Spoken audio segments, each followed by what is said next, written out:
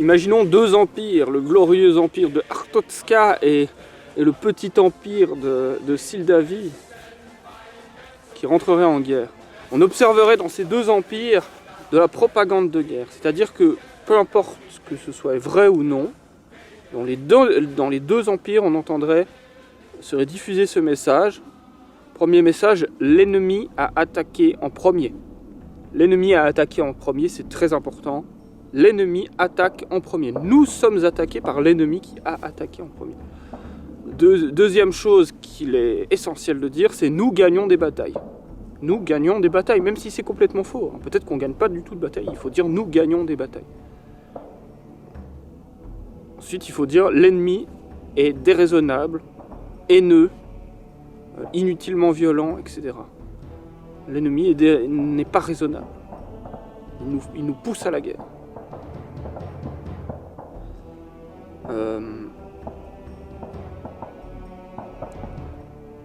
Qu'est-ce qu'il y a ensuite? Attendez. Voilà. Alors là, maintenant c'est plus de moi, je sors plus ça de ma tête, mais ce sont des principes élémentaires. Principes élémentaires de propagande de guerre. Premier point, nous ne voulons pas la guerre. Deuxième point, le camp adverse est le seul responsable de la guerre. Troisième point, le chef adverse a le visage du diable, du mal, il est affreux, etc. Fou. Quatrième point, c'est une cause noble que nous défendons, et non des intérêts particuliers. Donc les valeurs, la liberté, la grandeur, la gloire, je ne sais quoi. Ensuite, cinquième point, l'ennemi provoque sciemment des atrocités. Si nous commettons des bavures, elles sont involontaires. Sixième point, l'ennemi utilise des armes non autorisées, des armes amorales, immorales. Sixième point, nous subissons peu de pertes. Les pertes ennemies sont énormes. Septième point, les artistes et les intellectuels soutiennent notre camp, même chez les ennemis. Notre cause a un caractère sacré. Nous nous battons pour des valeurs transcendantes, la justice, la liberté. Et dernier point, qui fait que je ne dirais pas si je suis pour l'empire de Artotska ou pour l'empire de la Sildavi, ceux qui mettent en doute notre propagande sont des traîtres. En gros, tous ceux qui mettent en doute l'ensemble des points précédemment évoqués sont des traîtres. Voilà les 10 principes élémentaires de la propagande de guerre.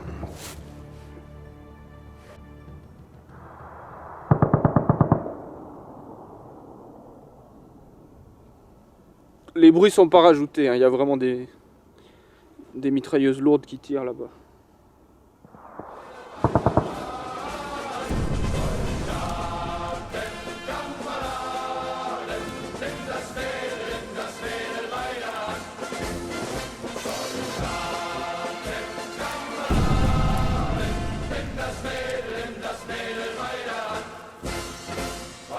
Que le glorieux empire de Artotska ou que le petit empire de Sildavi fasse de la propagande de guerre, c'est tout à fait normal et sensé.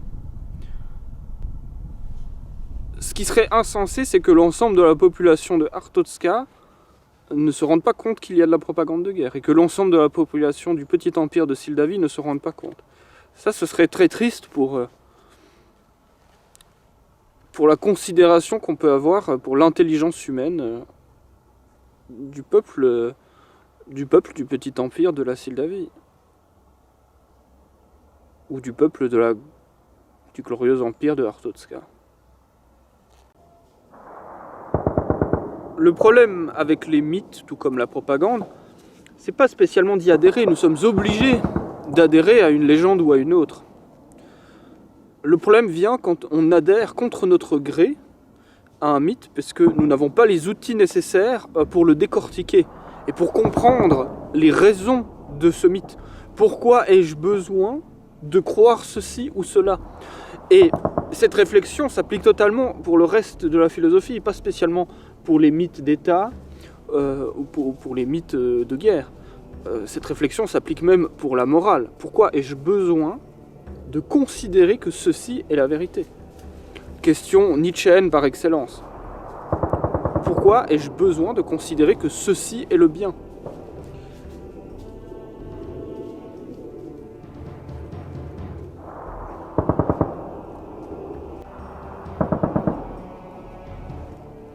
Voilà, pour ceux qui se demandent pourquoi mes rêves sont remplis de tests militaires et d'essais militaires. La nuit du 28 au 29 mai 2016, je rêve que l'armée teste des missiles sur le Jura, la montagne en dessus de mon village. Vous avez l'explication.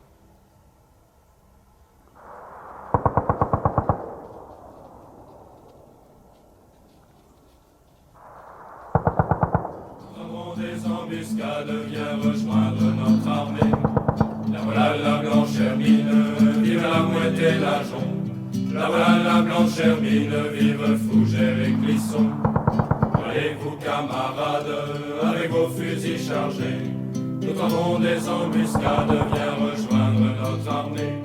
Mamie dit que c'est folie d'aller faire la guerre au front, et je dis que c'est folie d'être enchaîné plus longtemps. Il ne doit pas y en avoir beaucoup des humains comme moi, pour qui le bruit des mitrailleuses et des tirs d'artillerie, ça évoque le village natal. C'est chez moi.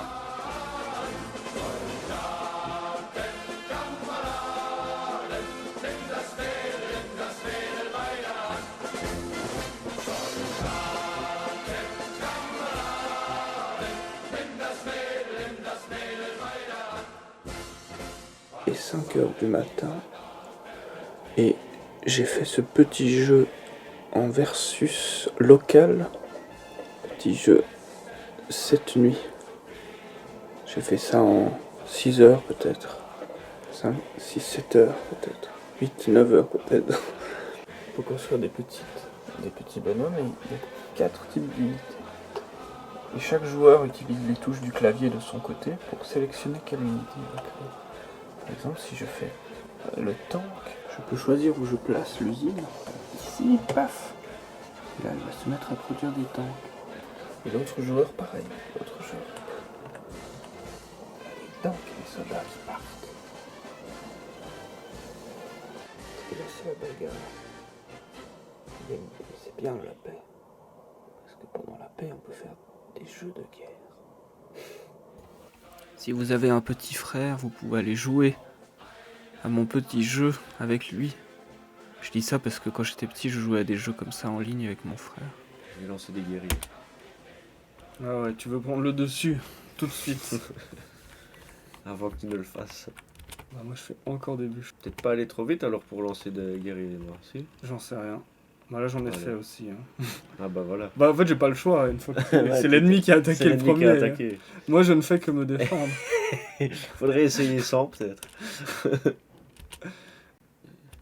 Dès que l'autre en a un peu plus que l'autre, je veux dire, c'est foutu. Mm. T'as pas de moyen de défense. Tu crois que t'as moyen de t'en sortir? Oui là je pense que ça va encore. Hein. J'ai plus accès à la forêt. Ouais, t'as plus de thunes donc faire un système de défense, je sais pas. Ce coup là je vais faire que des mitrailleuses. Ouais, vas-y. Un petit peu genre. Parce que si on fait que des bûcherons, finalement chacun de notre côté, qu'est-ce que ça fait? Bah c'est la peine mais. Ah bah on peut Mais faire il la paix. suffirait d'un clic. Ouais, c'est du boulot. Oui, c'est des boulots. Ah ouais, j'ai l'œil. Il commence à y avoir des embouteillages. là. Ouais. Et il faut nourrir tout ce monde après. Ouais, c'est les castors, ils mangent de l'écorce. C'est l'ennemi qui a attaqué en premier, c'est pas moi. Regarde, il y en a un bleu là qui est coincé à moi. Voilà, j'ai lancé les mitrailleuses. Hein. Ah mince. Là, beaucoup. Je sais pas. Tu l'as double-cliqué. Ah ouais, ils reviennent par le haut. Ils s'organisent. Mais c'est vrai, regarde là aussi. Genre dans ce sens, Ah ouais, ils sont c'est tous vrai. là et dans ce sens, ils sont tous là. Ça, c'est pas toi qui choisis. Bah, j'ai programmé des choses et ça fait émerger des règles après, au final, quoi. J'ai pas spécialement programmé un truc pour que ça fasse ça, mais visiblement, ce que j'ai fait qu'ils font comme ça, quoi. Et mais à part ça, t'as supprimé mon armée, là.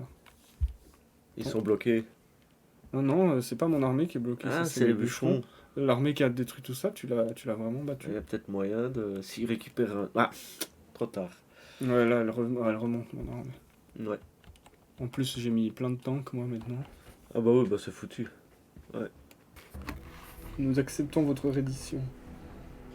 Si dans votre empire, si dans l'empire où vous êtes, vous entendez la propagande de guerre entre le conflit qui concerne l'Artotska et la Sildavie, vous n'êtes ni en Sildavie ni en Artotska, mais vous entendez parler et vous avez une propagande de guerre précise qui vous dit précisément qui a attaqué le premier, qui est méchant, qui agit de manière inconsidérée, etc. Si vous avez une propagande de ce type, ne vous faites pas d'illusions, c'est que vous faites partie de l'Empire qui se considère comme son ennemi. Vous faites partie de cette guerre. Et si vous voulez une plus grande démonstration que vous faites partie de cette guerre, que votre Empire est concerné par cette guerre, c'est le fait que, peut-être que quelques années auparavant, le conflit entre le Kékistan et le Trollistan n'impliquait pas de propagande de guerre aussi grande. Si les autres conflits, vous ne savez pas qui a attaqué le premier, vous n'avez pas d'idée claire là-dessus, parce qu'on ne vous le dit pas. Si vous ne savez pas qui est méchant, qui est gentil, parce qu'on ne vous le dit pas. Voilà, c'est que votre empire n'est pas impliqué dans ce conflit. Et si vous savez précisément qui a attaqué le premier, sachez que vous êtes dans un empire qui pratique la propagande de guerre et qui est donc certainement dans une position guerrière face à l'ennemi.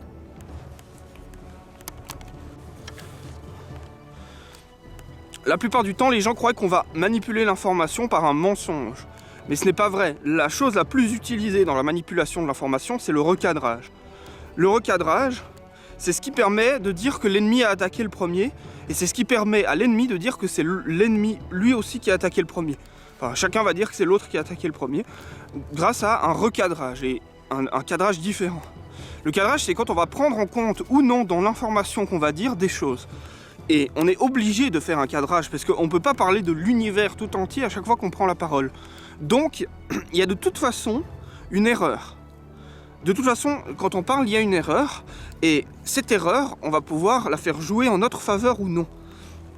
Par exemple, dans le cas de deux pays qui rentrent en conflit, la Sildavie et Artotska, peut-être qu'elles ne considèrent pas les deux, le Kékistan, qui est un pays à côté, comme ayant la même juridiction, le même statut. Peut-être que Artotska considère que le Kékistan fait partie intégrante de son empire. Et la Sildavie considère que le Kékistan est un État indépendant.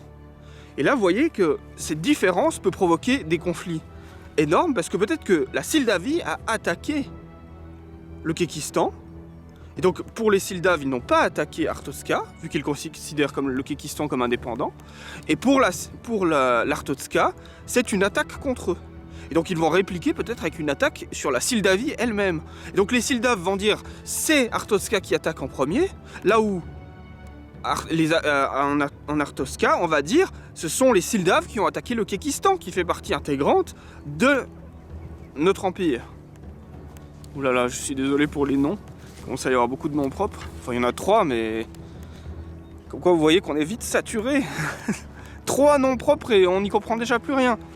Mais le recadrage peut se faire sur la notion d'attaque, sur la notion des zones, comme ça, sur la notion temporelle. On peut ne pas prendre en compte les événements qui se produisent avant. Par exemple, un recadrage sur la notion d'attaque. Si des agents Sildaves se sont introduits en Artotska et ont lancé les cargaisons de thé par-dessus bord des bateaux dans un port. Il faut déjouer ce complot. Police, vite. Oh. Hein? Plein de cargaisons de thé. Le thé est un commerce très important pour l'empire d'Artotska. Peut-être que Artotska va considérer que c'est l'attaque. Cette attaque, c'est la preuve que les Sildaves ont attaqué les premiers. Et donc ensuite, ils ont répliqué en tirant avec leur police sur les agents Sildaves. Et là, les Sildaves vont dire « Regardez, Artotska a tué nos citoyens qui étaient présents dans leur empire, ils ont attaqué les premiers. Donc là, recadrage, est-ce qu'on prend en compte le fait de saboter une cargaison ou non? Est-ce que le sabotage d'une cargaison fait partie d'une attaque ou non? Et ce sabotage de cargaison est certainement justifié par une agression qui venait avant, en amont. Et en général, les cycles d'agression sont comme une sorte de lasagne, où Artotska agresse, la Sildavie agresse, Artotska agresse, la Sildavie agresse, Artotska agresse, etc. Et c'est ce qu'on appelle l'escalade de la violence, c'est-à-dire que quand les agressions vont en montant, comme ça, eh ben on dit qu'il y a une escalade. Mais pour deux empires concurrents, les agressions sont pratiquement millénaires. C'est-à-dire peut-être que, et sont multiples. Peut-être qu'un jour, quelqu'un s'est fâché contre quelqu'un d'autre en personne et que cette dispute a provoqué plus tard des choses beaucoup plus grandes qui ont fini en escalade de la violence. Et donc la façon dont on recadre, est-ce qu'on prend d'abord le premier événement fondateur de ce cycle d'escalade? Est-ce qu'on prend un événement qui implique une action des Sildaves ou est-ce qu'on prend une action qui implique les Artsotskiens? Et donc là, par un recadrage, on va recadrer la notion de qui a attaqué le premier. Et donc quand on vous dit c'est l'ennemi qui a attaqué le premier, sachez que chez l'ennemi, on dit aussi que c'est l'ennemi qui a attaqué le premier. Et que l'un comme l'autre n'ont pas forcément tort. Elle vous a donné la vie, guerrier, elle n'est plus à vous. Tous vos jours sont à la Sildavie, elle est votre mère avant tout. La Sildavie vous appelle, sachons vaincre ou sachons périr. Un Sildave doit vivre pour elle, un Sildave doit mourir.